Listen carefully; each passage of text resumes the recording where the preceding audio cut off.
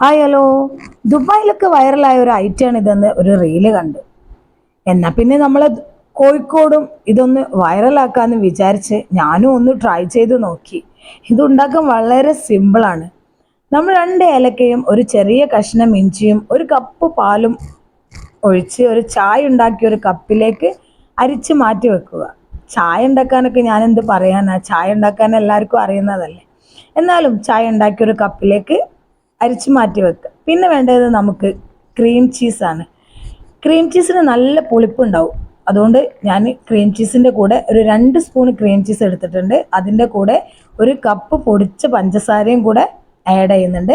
എന്നിട്ട് ഇത് നല്ലോണം മിക്സ് ചെയ്ത് കൊടുക്കുക. നിങ്ങളെ മധുരത്തിനനുസരിച്ച് നിങ്ങൾ പഞ്ചസാര ചേർത്താൽ മതിയേ. എനിക്ക് ഒരു കപ്പേ ആവശ്യമുണ്ടായിട്ടുള്ളൂ. ഞാനത് നല്ലോണം മിക്സ് ചെയ്തെടുക്കുക. പിന്നെ നമുക്ക് വേണ്ടത് 2 പീസ് ബ്രെഡാണ്. ബ്രെഡ് നമ്മൾ ഇങ്ങനെ സൈഡൊക്കെ ഒന്ന് കട്ട് ചെയ്ത് കൊടുക്കുക.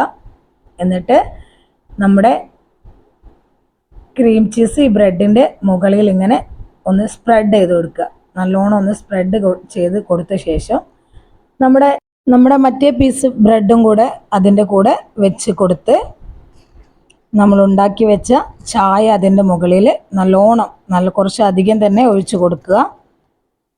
അപ്പോൾ നമ്മുടെ ബ്രെഡൊക്കെ ഇങ്ങനെ അലിഞ്ഞ് നല്ല വായിലിട്ടാൽ അലിഞ്ഞു പോകുന്ന മസ്ക ചീസ്ക റെഡി ആയിട്ടുണ്ട്. എന്തായാലും നിങ്ങളൊന്ന് ട്രൈ ചെയ്ത് നോക്കണം. ഞാൻ ട്രൈ ചെയ്ത് നോക്കി, നല്ല സൂപ്പർ ടേസ്റ്റ് ആയിരുന്നു.